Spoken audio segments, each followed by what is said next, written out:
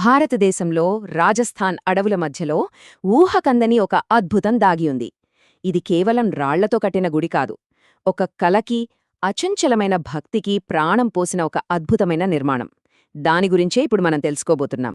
ఈ నంబర్ చూడండి, 1444. 1444. ఏంటి ఈ నంబర్ అనుకుంటున్నారా? ఇదే ఈ ఆలయం గురించిన అత్యంత ఆశ్చర్యకరమైన విషయం. ఈ అద్భుతమైన కట్టడానికి ప్రాణం పోసింది సరిగ్గా ఇన్ని పాలరాతి స్తంభాలన్మాట.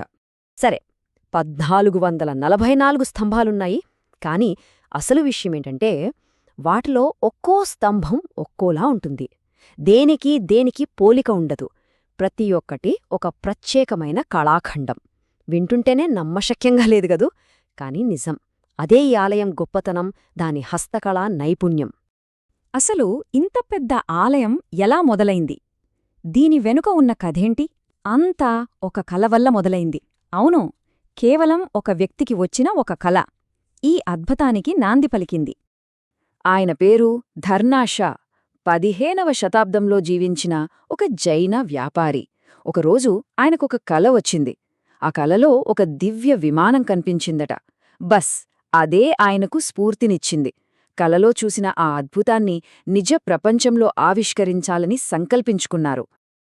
అయితే ఇది ఏదో రాత్రికి రాత్రి కట్టిన నిర్మాణం కాదు, కొన్ని దశాబ్దాల శ్రమ ఇది. రాణా కుంభారాజుగారి మద్దతుతో 1389లో పనులు మొదలయ్యాయి. మనకు 1436 నాటి ఒక రాగి ఫలకం మీద ఈ నిర్మాణ వివరాలు కూడా దొరికాయి. కొన్ని లెక్కల ప్రకారమైతే ఇది పూర్తి కావడానికి ఏకంగా 50 సంవత్సరాలు పట్టిందట. అంటే ఆ అంకితభావం ఏ స్థాయిలో ఉందో మనం అర్థం చేసుకోవచ్చు. సరే, కథ తెలుసుకున్నాం. ఇప్పుడు దాని నిర్మాణంలోకి వెళ్దాం. దాని ఆర్కిటెక్చర్లో ఉన్న రహస్యాలు ఏంటి? ఎంత పెద్దగా కట్టారు దీన్ని? చూద్దాం రండి. ఈ ఆలయం యొక్క మెయిన్ డిజైన్ కాన్సెప్ట్ చౌముఖ, అంటే 4 ముఖాలు. ఇక్కడ ప్రధాన విగ్రహానికి 4 దిక్కులా 4 ముఖాలు ఉంటాయన్నమాట. దీని వెనక ఒక గొప్ప అర్థముంది. తీర్థంకరుడు 4 దిక్కులను గెలిచాడు అంటే ఈ మొత్తం విశ్వాన్ని జయించాడు అని చెప్పడానికి ఇదొక చిహ్నం. చాలా లోతైన ఆధ్యాత్మిక భావన కదూ. ఈ గుడి ఎంత పెద్దదో చెప్పడానికి కొన్ని నంబర్స్ చూద్దాం. ఇది దాదాపు 48,000 చదరపు అడుగుల విస్తీర్ణంలో ఉంది. మారు గుర్జర శైలిలో కట్టారు. లోపల 29 హాళ్ళు, 80 డోమ్స్, 5 పెద్ద శిఖరాలు, ఇంకా 426 స్తంభాలు ఉన్నాయి. ప్రతి అడుగులోనూ ఒక వైభవం కనిపిస్తోంది. ఇప్పటిదాకా మనం గుడి ఎంత పెద్దదో చూశాం. ఇప్పుడు లోపలికెళ్ళి చూద్దాం. రాళ్లలో దాగియున్న అద్భుతమైన డీటెయిల్స్ గురించి మాట్లాడుకుందాం. స్థానికంగా ఈ స్తంభాల గురించి ఒక కథ చెప్పుకుంటారు. అదేంటంటే, ఈ గుడిలో ఉన్న స్తంభాలని ఎవ్వరూ కరెక్ట్గా లెక్కపెట్టలేరట. ఈ కథ వినగానే ఆ కట్టడం మీద ఒక రకమైన మిస్ట్రీ, ఆసక్తి కలుగుతాయి.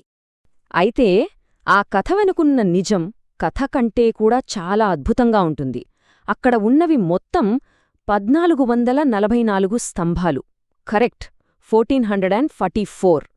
కానీ అసలు మ్యాజిక్ ఏంటంటే, వాటిలో ఏ 2 స్తంభాలు ఒకేలా ఉండవు.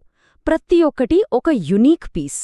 ఇది శిల్పుల కళానైపుణ్యానికి, వాళ్ల డెడికేషన్కి ఒక పెద్ద సలాం.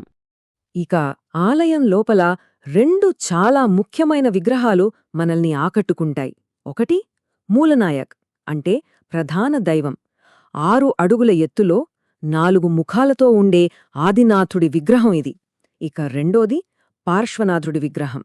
దీన్ని ఒకే ఒక్క పాలరాతి శిల నుంచి చెక్కారు. దీనికి 1008 పాముదలలు, లెక్కబెట్టలేనన్ని తోకలు ఉంటాయి. దాన్ని చూస్తుంటే మనస్సు అలా మైమరిచిపోతోంది. ముఖ్యంగా ఆ పార్శ్వనాథుడి విగ్రహం దగ్గర ఒక అద్భుతముంది.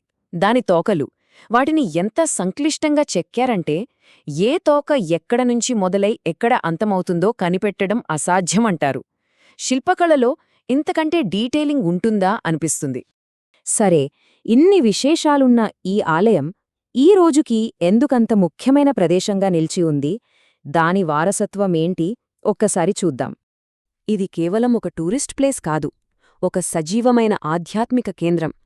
జైన సంప్రదాయంలో ఇది చాలా పెద్ద, చాలా ముఖ్యమైన ఆలయాల్లో ఒకటి. ముఖ్యంగా శ్వేతాంబర జైనులకు ఇది ఒక ప్రధాన పుణ్యక్షేత్రం. చెప్పాలంటే మన దేశంలో ఉన్న 5 అత్యంత పవిత్రమైన జైన క్షేత్రాల్లో దీన్ని ఒకటిగా భావిస్తారు. చివరగా ఒక ప్రశ్న. మనుషుల చేతులు ఒక దైవీకమైన కలను శిల్పంగా చెక్కినప్పుడు ఆ రాయి కూడా పవిత్రంగా మారుతుందా? ఈ ప్రశ్నకు సమాధానం కావాలంటే మనం ఈ రణక్పూర్ ఆలయాన్ని చూడాలేమో. అదే దీనికి నిలువెత్తు సాక్ష్యం.